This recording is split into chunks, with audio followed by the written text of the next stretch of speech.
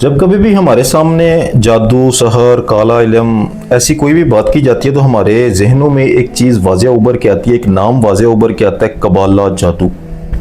इसे सुनने के बाद हमारी ज़ात के अंदर क्या हमारी रूह कांप जाती है, शायद ये कोई बहुत ख़तरनाक किस्म का जादू है जो अगर किसी इंसान पर होगा तो उस इंसान की ज़िंदगी ही बदल जाएगी। उस इंसान से इस जादू के ज़रिए जो चाहे वो करवा सकता है, उस इंसान को कंट्रोल किया जा सकता है। लेकिन क्या आप जानते हो कि कबाला इल्म डायरेक्ट कोई जादू नहीं है।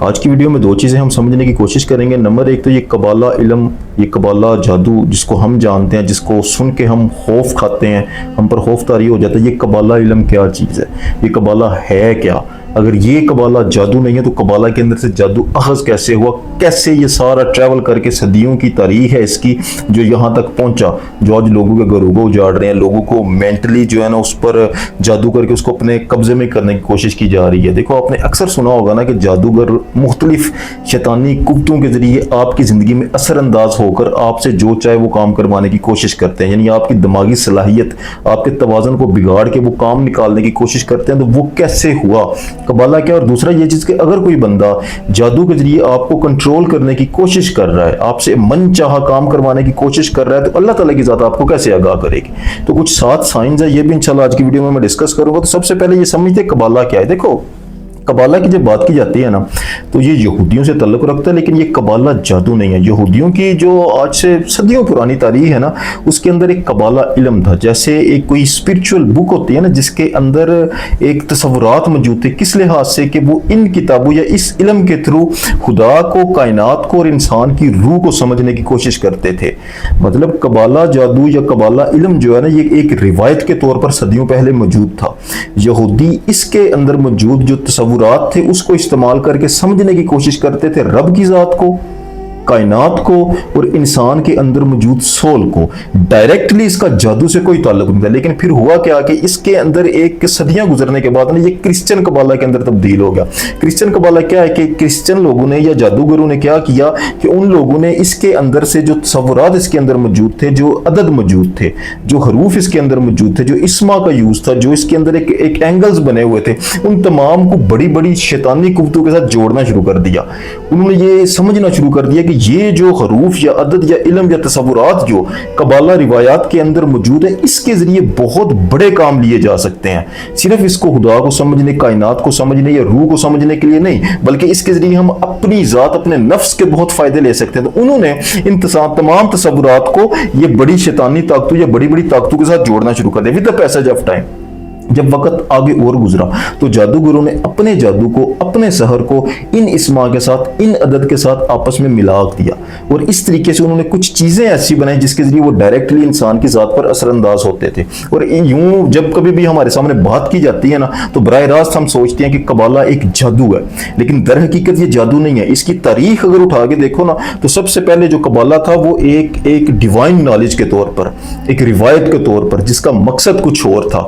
उसके अंदर से फिर जादूगरों ने जो उस किताब के अंदर लिखा हुआ था, उन रिवायात के अंदर लिखा हुआ था, जो तस्वुरात थे उसके, उन तस्वुरात को जो बाद में आने वाले, सदियों बाद में आने वाले जादूगरों ने देखा, उन्होंने देखा कि ये तो बहुत पावरफुल इस्मा है, ये बहुत पावरफुल नॉलेज है, इनके बहुत गहरे असरात होते हैं। तो उन अदद को, उन हरूफ को, उन इस्मा को उन्होंने जादू के साथ मिक्स करके इस्तेमाल करना शुरू कर दिया। लेकिन ये सदियों पुरानी तारीख हमारे मुसलमानों के हाथ कैसे आ गई, हमारे यहाँ ये चीजें कैसे इस्तेमाल होना चाहिए। तो जादूगरों की भी एक तारीख है, सामरी जादूगर से चला और बहुत दूर तक आए। तो जादूगरों ने ये जो मुख्तलिफ किस्म के इस्मा थे ना, ये मुख्तलिफ किस्म के तवीज़ात थे, तलिस्मात थे, गंडे थे, ये जितने इनके तरीकाकार थे, इन तमाम को यकजा करना शुरू कर दिया। जहां से जो चीज़ मिलती उसको अपनी किताब में लिख लेते और यूं किताबों का सिलसिला शुरू हुआ। हमारे यहाँ शम्सुल मारिफ जैसी किताबें इसी नॉलेज से अखज़ की गई हैं।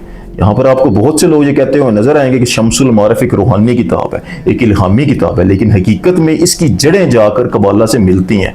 कबाला से नहीं, कबाला के बाद आने वाले जो जादूगर जिन्हें उन तस्वुरात को एक गलत एंगल देकर गलत तरीके से यूज किया, उसके साथ जाकर इसकी जड़ें मिलती हैं। तभी उसके अंदर ऐसे अमलियात आते हैं, ऐसे सहर आते हैं, ऐसे तलिस्मात आते हैं, ऐसे वज़ाइफ आते हैं जिनको लोग दूसरा रंग देकर, ये नूरी इल्म बताकर लोगों में तकसीम करते हैं। और हकीकत क्या है, हकीकत हमेशा याद रखना, नूरी और नारी सिर्फ एक नाम आपको दे दिया गया है। हकीकत इनकी वहीं पर जाके अटैच होती है जहां से ये सारी चीजें निकल करके आई हैं। और निशानियों की जाने बढ़ने से पहले ना एक चीज मैं आपको जरूर बताऊं, ये जो आपको डोज दी जा रही है ना कि ये जो शम्सुल मारफ के अंदर वज़ाइफ लिखे हुए हैं ये अल्लाह के वलियों ने लिखे हुए हैं, तो ऐसा कुछ भी नहीं है। अल्लाह के कामिल वली का काम वज़ाइफ देना, तावीज़ देना, गंडे देना, तलिस्मात बताना, कुछ भी बताना नहीं है। हाँ, कुरान पाक के अंदर से कोई आया मुबारक, अल्लाह ताला की ज़ात के नामों में से कोई इसम वो अता कर दे तो कर दे। ये जो तलिस्मात, गंडे, चिल्ला कशी, जिसको एक नूरी इल्म का नाम दिया गया, ये सब फ्रॉड है। आजकल खानकाहों में जाके देखो ना तो आपको वहां पर बैठे जितने गद्दी नशीन पीर हैं सब यही देते हुए नजर आते हैं, लेकिन इनकी जड़ें कुरान से नहीं है बल्कि उन रिवायात से हैं जो सदियों पहले कबाला से निकली थी। ठीक है, तो ये एक तो ये चीज होगी कि कबाला आया किधर से, उसकी हकीकत क्या है। दूसरा ये चीज कि अगर कोई बंदा इस किस्म के नॉलेज से, इस किस्म के तलिस्मात से आपकी जात पर कोई अमल करता है, आपको कंट्रोल करने की कोशिश करता है। चले एक मिसाल लेते हैं कि कोई शख्स आपको अपनी मोहब्बत में गिरफ्तार करने की कोशिश करता है कि ये बंदा मेरा दीवाना हो जाए, तो आपको कैसे पता चलेगा? 7 साइंस है जो इंशाल्लाह आपके सामने मैं डिस्कस करता हूँ। सबसे पहली और सबसे बड़ी जो निशानी होगी ना, इंसान हकीकत और वहम में फर्क करना बंद कर देगा। मतलब इसको ख्वाब के अंदर एक छोटा सा जलावा भी नजर आया ना, कोई छोटा सा इशारा भी नजर आया जो इसका नफसानी ख्वाब होगा, इसकी एंजाइटी, डिप्रेशन, बहुत ज्यादा सोचने की वजह से कोई भी ख्वाब इसको आ जाए, हमारा जो अनकॉन्शियस माइंड है ना वो कॉन्शियस माइंड को रीड करता रहता है और उसी चीज को एक इमेज बनाकर हमें ख्वाब में दिखाता है, जिसमें बाद वक्त ऐसी चीजें भी जो बिल्कुल सच भी साबित हो जाती है, क्योंकि कॉन्शियस के अंदर मौजूद जो एनर्जी है उसको रीड करके आपको कुछ ना कुछ दिखा रहा है। तो इंसान कोई जलावा भी देख ले तो इंसान उसको हकीकत समझता है। कोई छोटा सा ऐसा इशारा देख ले, इंसान कहता है मुझ पे जादू हो गया, मुझ पर अमल हो गया। तो इंसान हकीकत और वहम के दरमियान फर्क करना बंद कर देगा उस वक्त जिस वक्त इस पर कोई ना कोई ऐसा इल्म या ऐसा नॉलेज जो है ना वो पढ़कर इसको मुतासर किया जा रहा है। दूसरा, ऐसा शख्स जो आपको अपनी जानिब खींच रहा है या कोई और बंदा किसी की जानिब आपको पुश कर रहा है, तो वो बंदा जब आपके नजदीक आएगा ना तो एक गैर मामूली सी आपको कशिश महसूस होगी। ऐसी कशिश महसूस होगी जो आपकी जात चाहती नहीं, आपकी जात के ऑपोजिट आपको एक मगनातीसी ताकत उसकी जानिब धकेल रही है, जैसे कि आप उसकी जानिब ब्लाइंड तरीके से बढ़ो, रोशन तरीके से नहीं, अल्लाह की मर्जी से नहीं, बल्कि ऐसे जैसे कि आपका दिमाग बंद हो गया, आप उसकी जानिब बढ़ते जा रहे हो और आप बाद में ये सोच भी रहे हो कि ये मैं क्यों कर रहा हूं, ऐसा क्यों मेरे साथ हो रहा है। मैं आप जैसे एक दिमाग बंद करके एक इंसान को फैसले करते हैं ना, एक अंधी राह पर इंसान अंधी तकलीद शुरू कर देता है, तो ये भी एक बहुत बड़ा साइन होता है कि आप पर कोई बंदा ऐसा अमल कर रहा है जिसकी वजह से। और दूसरा, ऐसा बंदा जिसकी जानिब आपको धकेला जा रहा है ना, तीसरी एक बहुत बड़ी चीज ये भी होगी कि उस बंदे के सामने जाकर आपकी शख्सियत बदल जाएगी। यानी जैसे आप हो ना, जैसे आपका ओरा है वैसा आपका ओरा आपको फील नहीं होगा।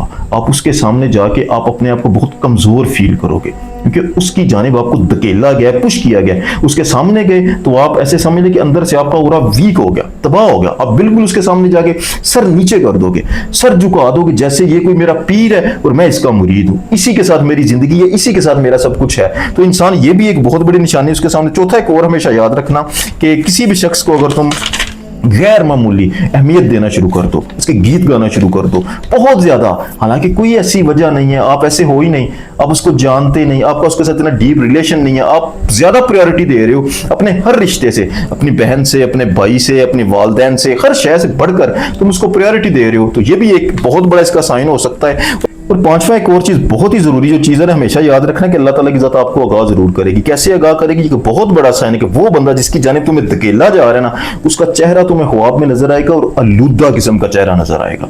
अल्लाह ताला की ज़ात वाज़ेह तुम्हें पैगाम देगी कि जिस बंदे की जानिब तुम बढ़ रहे हो सकता है किसी बदमानस की शक्ल में, किसी चुड़ैल की शक्ल में अल्लाह ताला की ज़ात उसकी शक्ल तुम्हारे सामने करे। कभी वो आ रहा है, कभी एक चुड़ैल की शक्ल सामने आ रही है, तो अल्लाह ताला की ज़ात आगाह करती है कि इससे बच, ये शैतानी अमल के जरिए तुझे अपने जानिब लेके जाना चाह रहा है। छठी, देखो कि उस बंदे के बारे में जब भी तुम सोचोगे, तुम्हारे अंदर जब भी ख्याल आएगा तो तुम्हें घिन आएगी अपनी जात से, एक नेगेटिव पल्स तुम्हारी जात के अंदर से तुम्हें मिलेगी। क्यों? क्योंकि उसकी वाइब्स के अंदर पॉजिटिविटी है ही नहीं, वो टोटली तौर पर शैतानी अमल है। ये भी एक बहुत बड़ा साइन है। और सातवां और आखिरी, हमेशा याद रखना कि ऐसा जो बंदा होगा जिसकी जानिब आप एक किसी गैर मामूली ताकत की वजह से बढ़ रहे हो ना, तो आपकी इनर वॉइस हमेशा बहुत ज्यादा मुखालफत करेगी उस बंदे की। आपकी नफ्स और रूह की जंग होगी, आपकी रूह आपको आगाह करेगी। अकेले में बैठ के, तन्हाई में बैठ के आप जब उसके बारे में सोचोगे ना, तो आपको अंदर से ऐसी गाइडेंस मिलेगी कि ये काम ठीक नहीं हो रहा जो कुछ हो रहा है। आज के लिए इतना ही। जज़ाकल्लाह खैर।